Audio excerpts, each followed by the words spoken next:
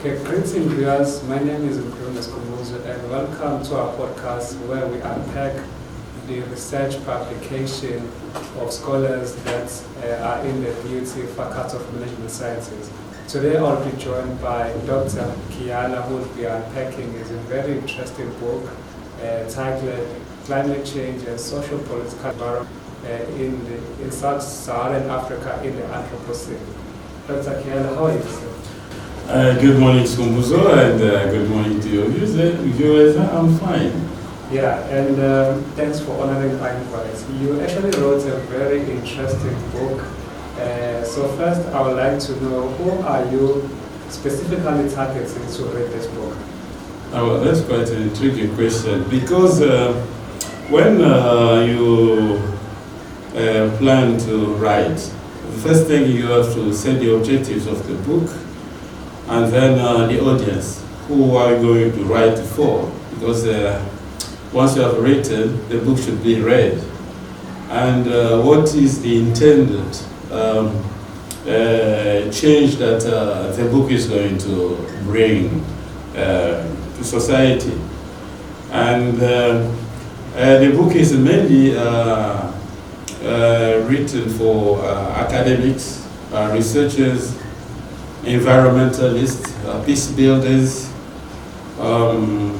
policy makers because of the issue of climate change, postgraduate students, lecturers, librarians, because it brings a lot of materials that will be useful for academics and for research to advance knowledge, and also to see what kind of change our society needs today. With regard to global warming and also a lot of conflicts and violence that we experience in Sub-Saharan Africa. Okay. So I've also noticed that many scholars have contributed to this book. I want us to zoom into some few chapters, because I know the book is very long. It has about 28 chapters, as you said. So starting with chapter 1, because the book has 28 chapters, which is subdivided into 4 parts. So I want us to zoom up on only part 1 and part 4. So with part 1, you spoke about the threat of climate change on peace, security, and sustainable development. So one of the things that you have spoke about is the effect of environmental conflict and ecocide. So can you please maybe unpack that for us, maybe start with the definition of these two terms, and maybe what are these effects that you were trying to unpack there on the chapter? Yeah, yes, thank you, Skumbuzo. The two concepts, ecocide and environmental conflicts, are interconnected. We speak of environmental conflicts in context where the resources become scarce and people are to fight for their survival. Such resources include natural resources, water, forests, fisheries, and when people start fighting over those resources for their survival, it also affects not only the people who are fighting, and also the environment. And we have the concept of ecocide. Bluntly putting it, I'll say ecocide is any kind of harm that is caused knowingly to the environment, to the ecosystem, and biodiversity. There was a charity organization called the Foundation Against the Ecocide. So it convened an international panel of experts, and they tried to provide a legal definition of ecocide. So ecocide then means unlawful and wanton acts posed with knowledge that there is a likelihood of severe and widespread or long-term damage to the environment because of those acts being committed. So now there are a lot of materials that are published where the crime of ecology or ecocide has to be prosecuted because they cause a lot of damage to organisms, to biodiversity, and as a result of ecocide, our humanity is also exposed to what is happening in life underwater. And we eat the fish that have been contaminated by plastic chemicals discharged in waters, dumped in waters, and other waste dumped in waters. And when we eat that, it is also affecting the well-being of our humanity. So the crime of ecocide is also at the same time a crime that affects humanity, and that is why there is an advocacy that such crime must be prosecuted. Yeah, so following that, you also spoke about that there are two types of climate change, which are Holocene and Anthropocene. So can you please maybe inform us where are we right now in terms of climate change as we see the temperature keep rising and rising, especially in the SADC region? Yeah, thank you, Sibusiso. We normally have 7 traditional geological epochs or times. We have the Paleocene, we have Oligocene, we have Miocene, we have finally the Holocene. And before, during those periods, those epochs, the temperature, global temperature was below 1.5.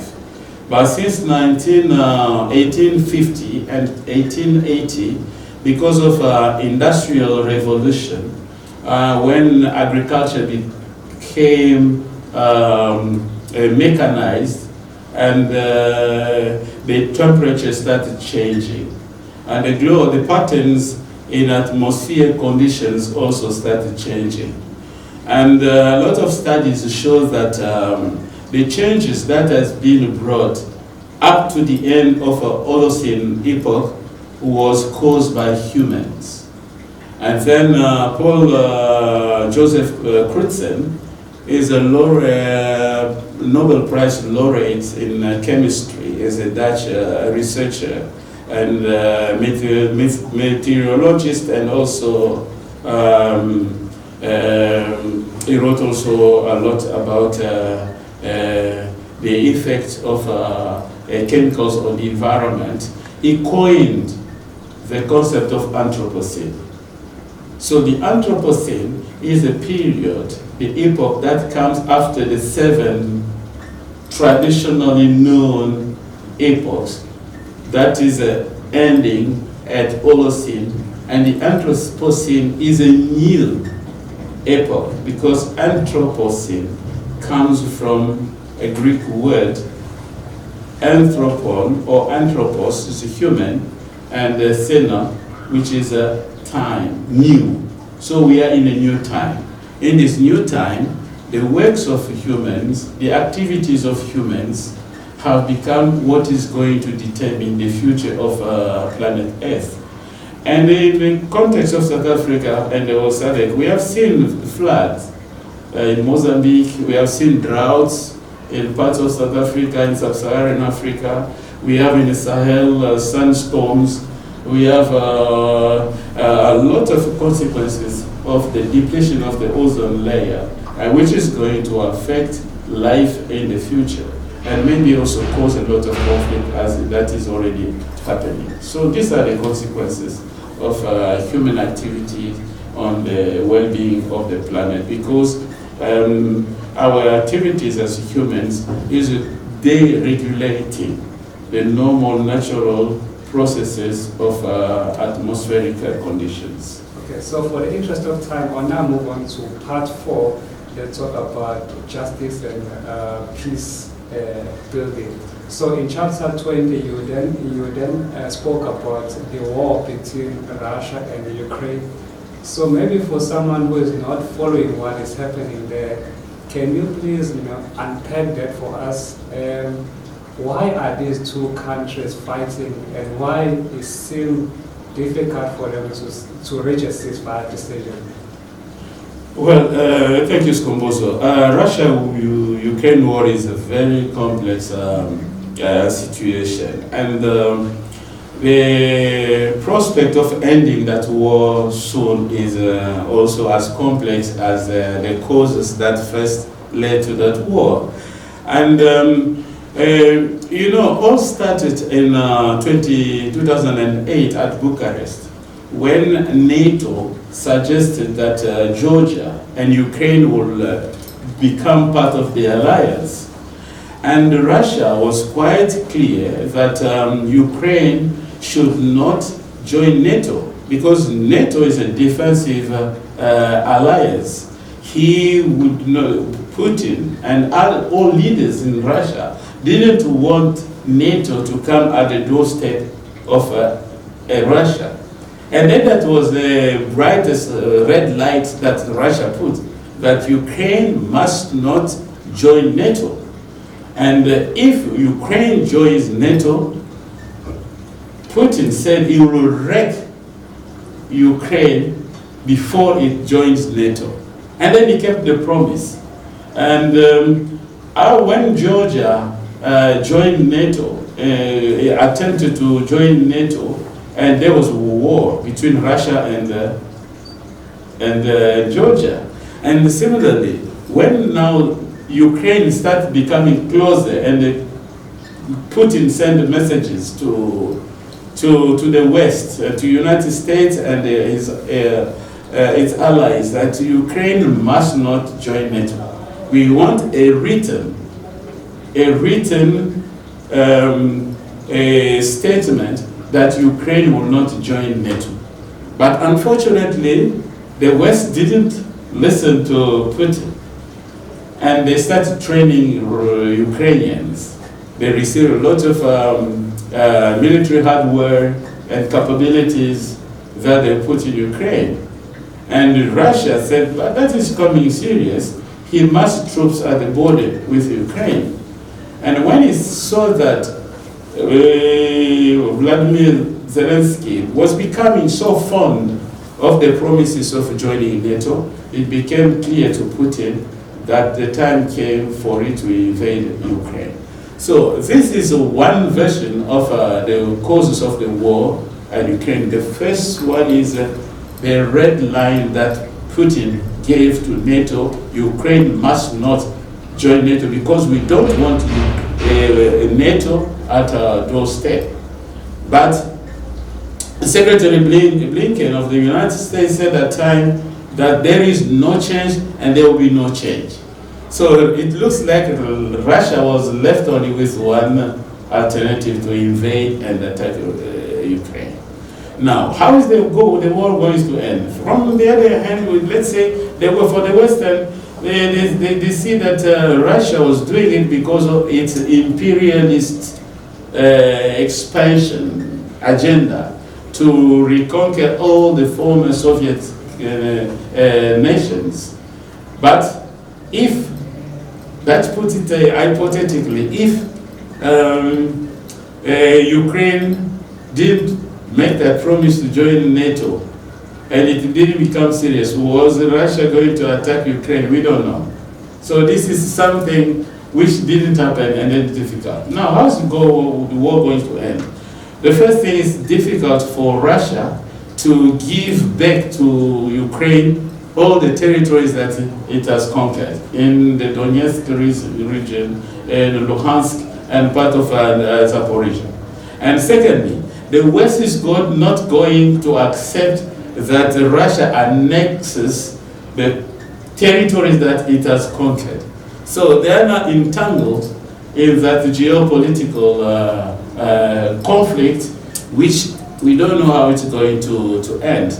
But there is a fear that the escalation of this war may end up in the war turning nuclear. And this is what people are fearing today. none of the side is ready to give up what it has or to try to accept the status quo.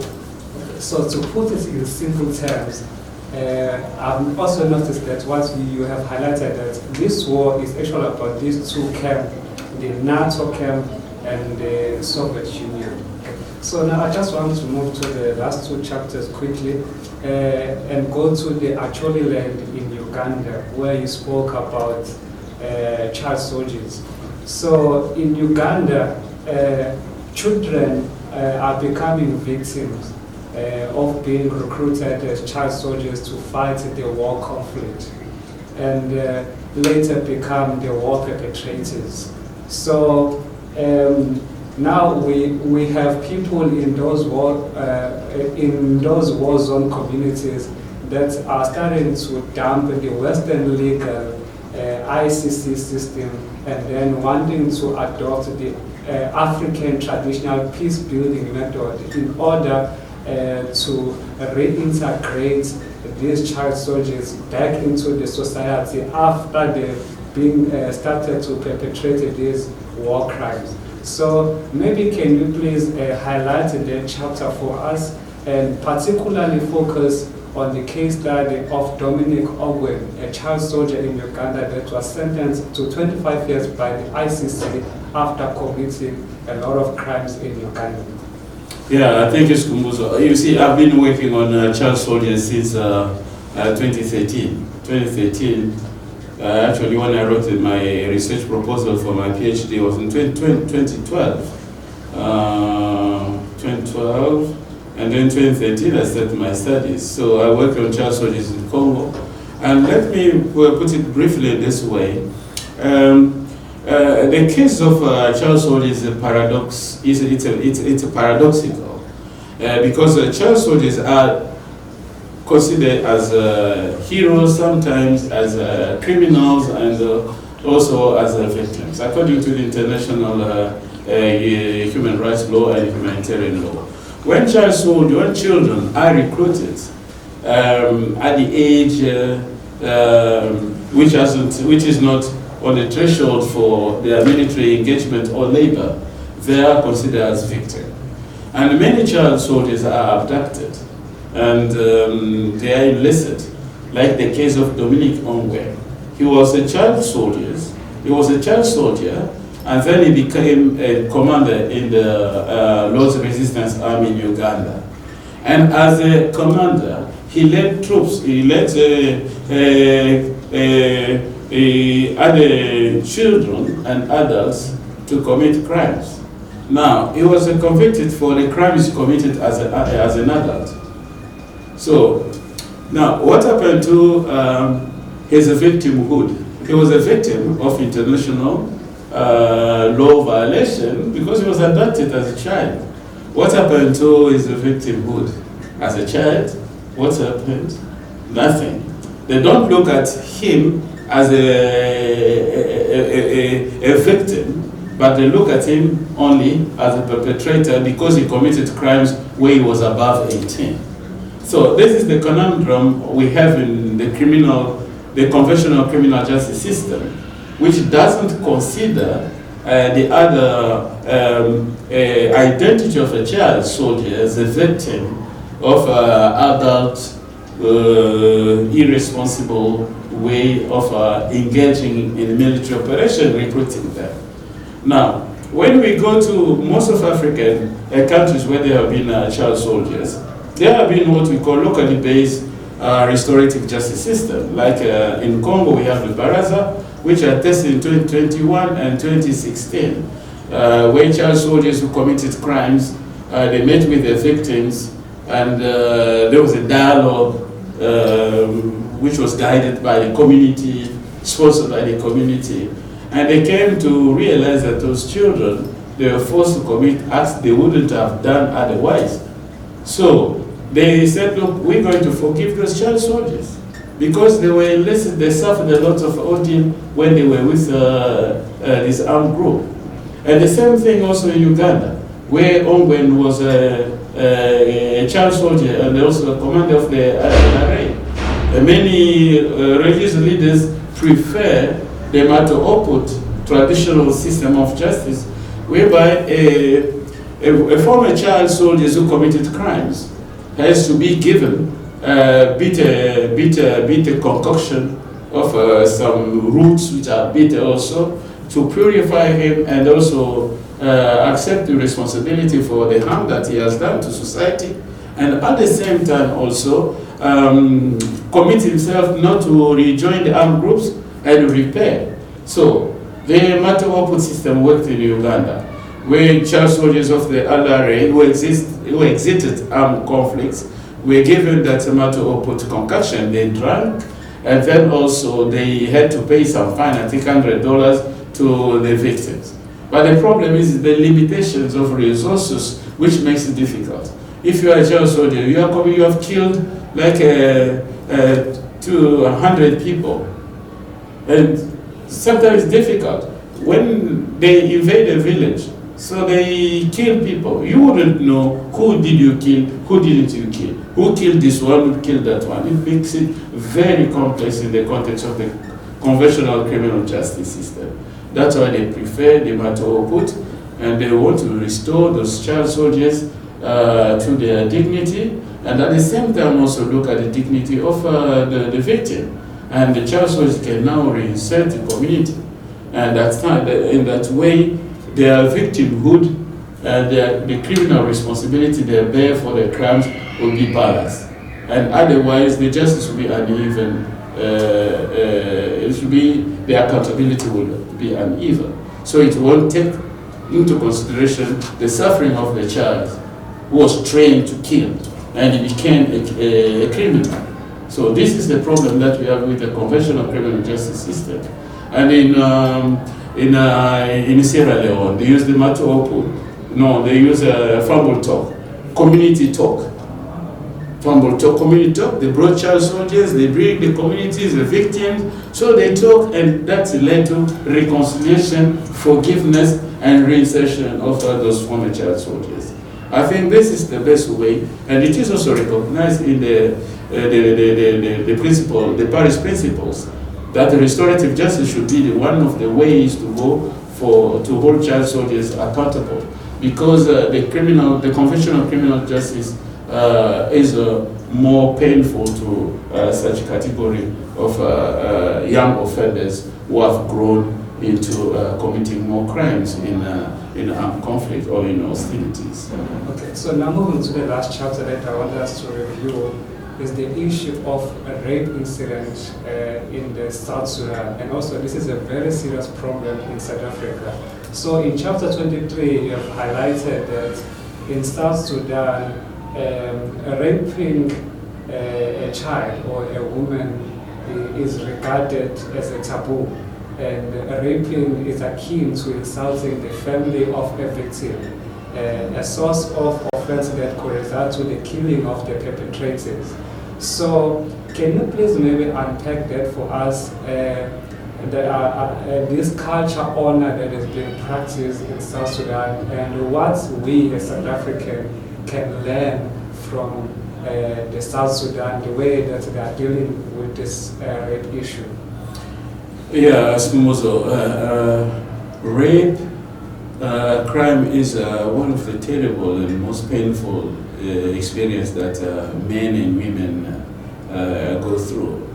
And it affects a person mentally, psychologically, and socially. And because of the stigma that rape victims carry in their life. And the South Sudanese society, community, there is what we call the culture honor. Culture honor is to safeguard the dignity of a culture. And then the way of preserving the dignity and the honor of the culture is to silence people who have been raped, because they don't want any publicity around rape. And taking rape cases to court would attract more publicity, and many people know who is the person who has been raped and who has done that, and that causes a dishonor of the society or the community. That's why for many years, rape cases were silenced. It was like a taboo, you shouldn't talk about it. The consequences of that were that many people continue to suffer rape cases without speaking out their ordeals. Many women will suffer rape and continuously without receiving justice for their suffering, because the culture wanted to silence them to protect the dignity, the honor of their culture. Until recently, soldiers who have committed rape crimes in South Sudan, they started being brought to justice. That was what we found in that research. And then what we proposed was an Ubuntu restorative justice system. Because with Ubuntu restorative justice, actually restorative justice originated from indigenous communities in the Maori, in Australia, in other parts, and it started with cases of incest in the family, where a father abused a daughter, or a brother, a slave who abused a sister. So those were cases of incest in the family. And they didn't bring it to court. They didn't bring it to justice, because they wanted to preserve the dignity or the honor of the family. So they have to find ways of dealing with that issue in that way. And they use rituals, like in Congo also, they use rituals like when a father abuses a daughter, the father has to carry the daughter at his back, he has to walk in the open space to carry that child he has, the daughter he has abused, and that was a kind of justice for that victim. And then he didn't take such cases to court. And we say restorative justice will be the best way, where the family can sit together and give a time to the person who has suffered injury, the injury of rape. Give that person time to speak, tell what she has experienced, because that is very good for her own well-being. And that's why we found an Ubuntu justice system which doesn't seek retaliation, which doesn't seek a punishment in the sense of the conventional criminal justice system, would be a best fit for that community, because there will still be justice. But that justice will be informed by Ubuntu. The parents, the people who have committed such crimes will be confronted with their humanity and looking at the humanity of the person they have abused. And that will bring a change, because the criminal justice system does not work to favor change in society. Yeah. So that is why we suggest an Ubuntu restorative justice will be the best way, so that rape victims in the Sudanese community will have the power to speak out, and their ordeals will be heard, and there will be justice based on their local system. Yeah. And also, maybe last, to just add on that, this behavior of saying if the perpetrator raped the victim, and then the family will say, well, the perpetrator must marry the victim.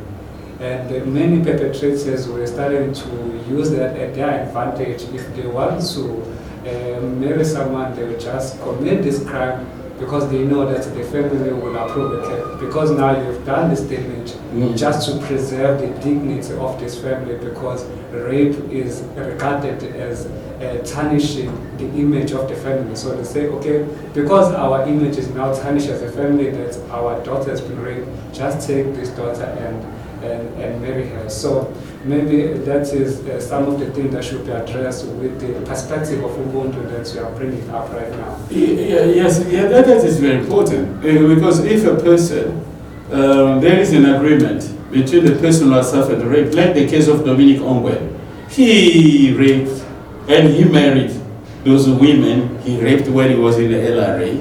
So that was accepted by those women. And even when he was arrested, they said, but why are you arresting him? Who's going to raise those children? So he should come back to us so that he can raise his children. And that is a very, very difficult call to make, because if the person who has been raped ready for such a marriage, or that person is forced by community or by the tradition to accept such a marriage because they want to save the honor of the culture.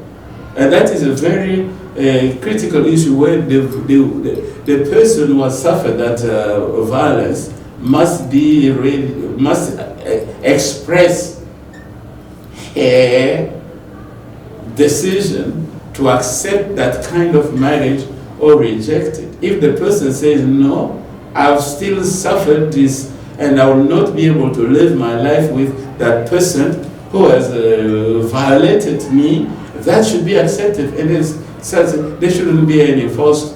That person should be coerced to marry as a rapist. And talking of the South African context, in Congo, for instance, there is all crimes related to gender-based violence are handled, but there is no remission for crimes of rape. So this is the same situation in South Africa. So we have to look at it in the context, normal circumstances like here when people are at peace, and we have a circumstances like in the rural areas where people have suffered that for reasons that will be studied by the community, and then a sentence will be, a sanction will be decided by the community with the approval of the person who has suffered such a harm. But if we leave it like in South Africa, that a person who has raped you will, where are you going to find that person? Sometimes you may not find that person. But the harm, the pains are so deep that we cannot coerce people who have been violated in such a way to accept marriage with the same people who have harmed them, and they will be living with those people for their entire life. Will they be remembering the trouble, the pain, the suffering, the injuries they have suffered, and how their well-being will be sustained? That's a very, very serious issue. So in 30 seconds, how can people buy this book? Yeah, thank you, Sibusiso. Yeah, of course, when you write, you have to think where you're going to put your book so that it can be bought. Otherwise, it should be just a library hidden somewhere. No, this book is available at Amazon. You can buy it from Amazon. I think it's 140 euro. It can come close to 3,000 rand. And it is also available from Springer's online bookshop. So you can also buy it from Springer. Well, Dr. Kiyala, thank you very much for your time. Well, viewers at home, that was Dr. Kiyala unpacking his book that he edited, and I'll urge you to go and read this book. This is a very, very interesting book that is informative. So thank you very much for watching, and let's meet again next time in the next episode. I thank you.